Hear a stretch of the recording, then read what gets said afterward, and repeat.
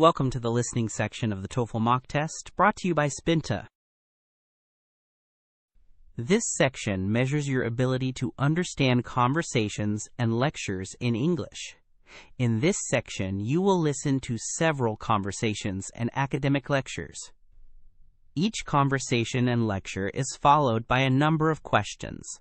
You will hear each conversation or lecture only one time. You may take notes while you listen. You may use your notes to help you answer the questions. Some of the questions will replay part of the audio for you. Answer the questions based on what is stated or implied by the speakers. You must answer each question before moving on. You cannot return to previous questions in this section. Good morning. Today we will examine wetlands and their role in the global carbon cycle, and then move to restoration strategies that aim to maximize carbon sequestration while minimizing greenhouse gas trade-offs. When I say wetlands, I mean marshes, swamps, peatlands, and other ecosystems with saturated soils for at least part of the year.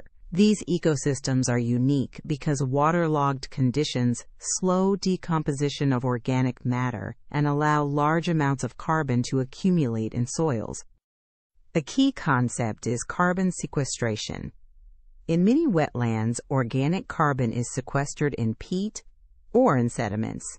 Peatlands in northern latitudes, for example, store vast amounts of carbon relative to their area. Although they cover only around 3% of the land surface, peatlands store about 1/3 of global soil carbon. The mechanism behind this is primarily anaerobic conditions. When the water table is high, oxygen diffusion into the soil is limited, microbial activity slows, and plant litter accumulates faster than it decomposes. Over centuries, that accumulation becomes peat. But wetlands are not simple carbon sinks. They also produce methane through anaerobic microbial pathways. Methanogenesis occurs in the absence of oxygen and can release methane, a potent greenhouse gas. Thus, restoration and management have to balance carbon dioxide sequestration with methane emissions. To illustrate this trade-off, consider drained peatlands.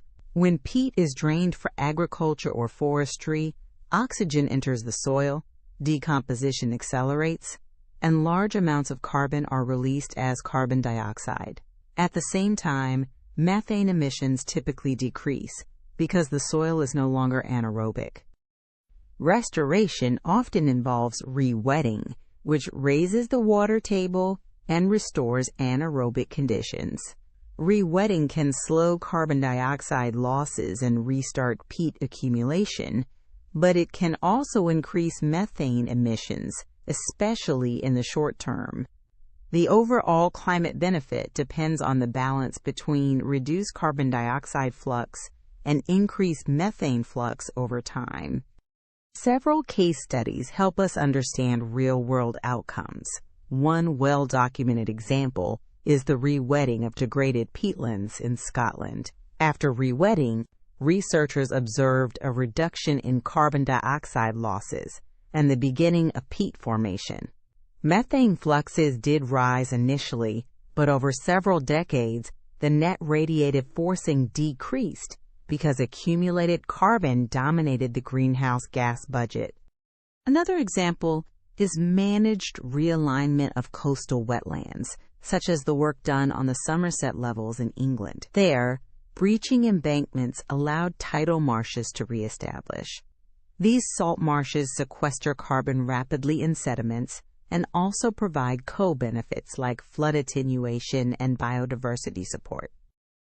Measurement of greenhouse gas fluxes in wetlands uses specialized techniques. Flux towers that use eddy covariance measure continuous exchanges of carbon dioxide and water vapor between vegetation and the atmosphere. For methane and nitrous oxide, researchers often use chamber methods and gas chromatography to obtain fluxes at finer spatial scales. Policy instruments increasingly recognize the value of wetland restoration. Carbon accounting frameworks now include peatland rewetting as a mitigation action. However, accurate accounting requires long-term monitoring and consideration of both CO2 and CH4, and sometimes nitrous oxide in fertilized systems. From a management perspective, there are practical strategies to improve climate outcomes. These include rewetting to raise the water table, reestablishing native vegetation that promotes peat formation, avoiding nutrient inputs that stimulate decomposition, and in some cases, partial drawdown to reduce methane hotspots. The time scale is important. The climate benefit of restored wetlands is often greater over decades to centuries. Short-term increases in methane do matter, but when evaluating restoration for climate mitigation, we must consider cumulative radiative forcing over long periods. In summary, wetlands are powerful carbon sinks because waterlogged conditions limit decomposition and allow peat and sediment carbon to accumulate.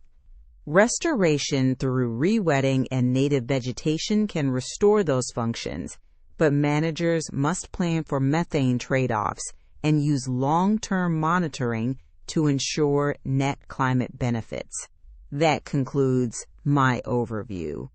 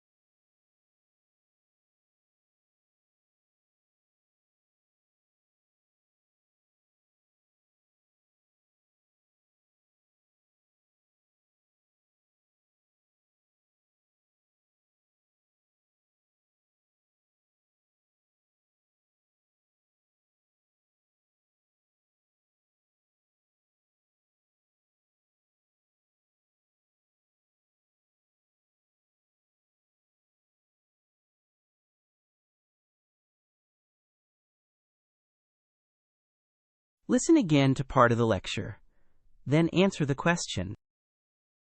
The climate benefit of restored wetlands is often greater over decades to centuries.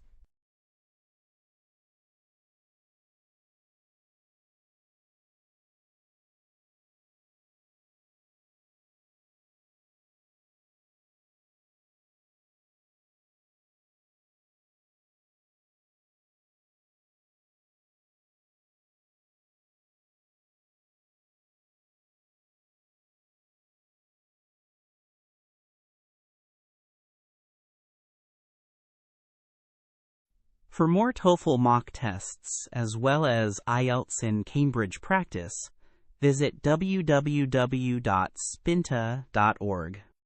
We provide updated tests every single day, AI feedback for your speaking and writing responses, and access to a wide range of high-quality mock tests to help you prepare with confidence.